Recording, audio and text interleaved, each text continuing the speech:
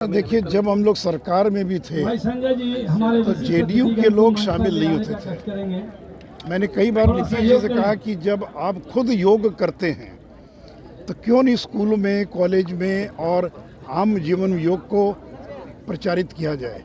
लेकिन पता नहीं क्या उनकी मजबूरी थी कि जब सरकार में भी थे तो कभी भी योग दिवस के कार्यक्रम में जदयू के लोग कभी शामिल नहीं होते थे। और मुझे ये कहा जाता था कि ऊपर से निर्देश है या आपको कार्यक्रम में शामिल नहीं होना है। इसका देखिए राजनीति से क्या संबंध है। ये तो गैर राजनीतिक कार्यक्रम है। अगर दुनिया के 150 से ज़्यादा देशों में योग दिवस मनाया जा रहा है तो क्या वो बीजेपी का कार्यक्रम है या संघ परिवार का कार्यक्रम है? ये तो पूरी दुनिया को योग भारत की देन है। लेकिन नीतीश कुमार जब साथ में भी थे तो उनको लगता था कि नरेंद्र मोदी को किसी चीज़ का श्रेय नहीं मिलना चाहिए।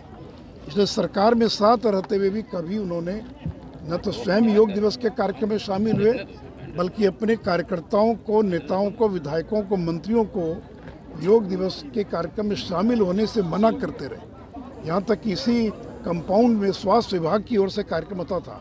मुख्यमंत्री थे नीतीश जी, लेकिन एक भी जनता दल का एमएलए कार्यकर्ता कभी योग दिवस के कार्यक्रम में शामिल नहीं हुआ। सब विफल है। और ये अगर कोई आ भी रहे हैं, बिहार विपक्षी दल अगर आ भी रहे हैं तो इनसे हम एक ही सवाल करना चाहते हैं कि भाई ये बिहार में जो भ्रष्टाचार जो जिस तरीके से चरम सीमा पर है, क्या इसका समर्थन करने के लिए आ रहे हैं कि इसके विरोध में आ रहे हैं? जिस तरीके से बिहार में शिक्षा व्यवस्था हो या कानून व्यवस्था हो जिस तरीके से ठप पड़ा है, क्या इसके विरोध में आ रहे हैं कि इसके समर्थन में आ रहे हैं? इसका जवाब दें। धन्यवाद।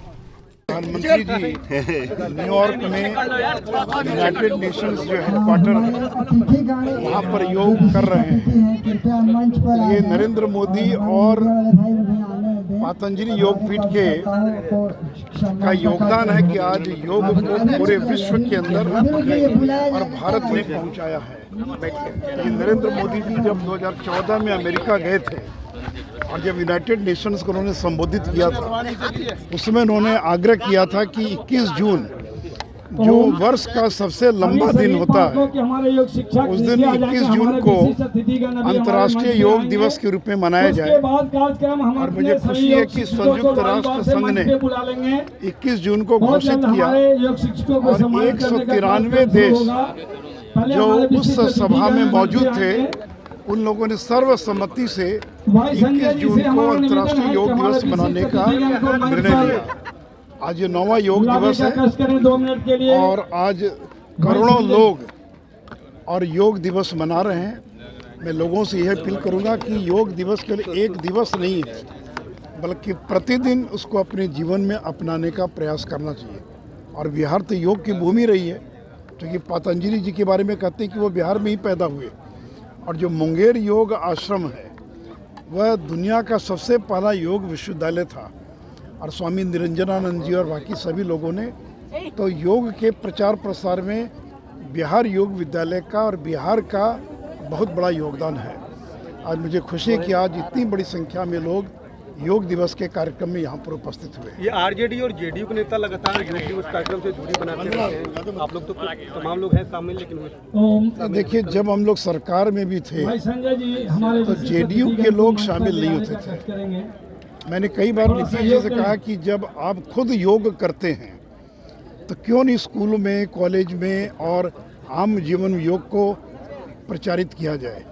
लेकिन पता नहीं क्या उनकी मजबूरी थी कि जब सरकार में भी थे तो कभी भी योग दिवस के कार्यक्रम में जदयू के लोग कभी शामिल नहीं होते थे।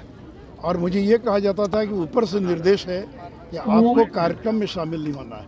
इसका देखिए राजनीति से क्या संबंध है। ये तो गैर राजनीतिक कार्यक्रम है। अगर दुनिया के 150 से ज़्यादा देशों में योग दिवस मनाया जा रहा है तो क्या वो बीजेपी का कार्यक्रम है या संघ परिवार का कार्यक्रम है? ये तो पूरी दुनिया को योग भारत की देन है। लेकिन नीतीश कुमार जब साथ में भी थे तो उनको लगता था कि नरेंद्र मोदी को किसी चीज़ का श्रेय नहीं मिलना चाहिए।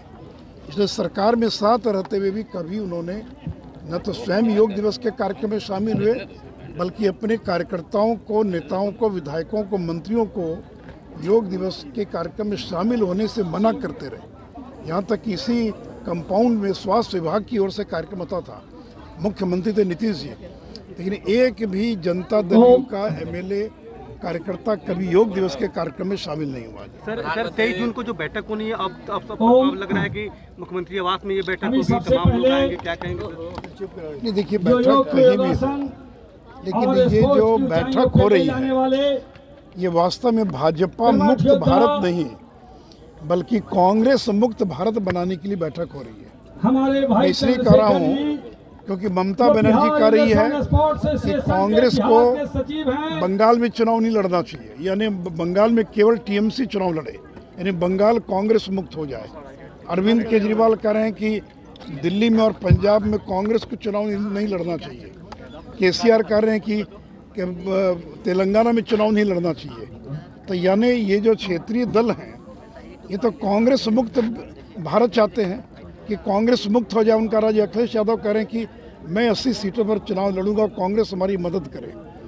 तब ये कांग्रेस को तय करना है कि वो कांग्रेस मुक्त भारत चाहती है कि वो क्या चाहती है। तो 23 तारीख की ये जो बैठक है वास्तव में भारत मुक्त भाजपा मुक्त भारत के लिए नहीं बल्कि भारत को कांग्रेस मुक्त करने के लिए ये बैठक हो रही है।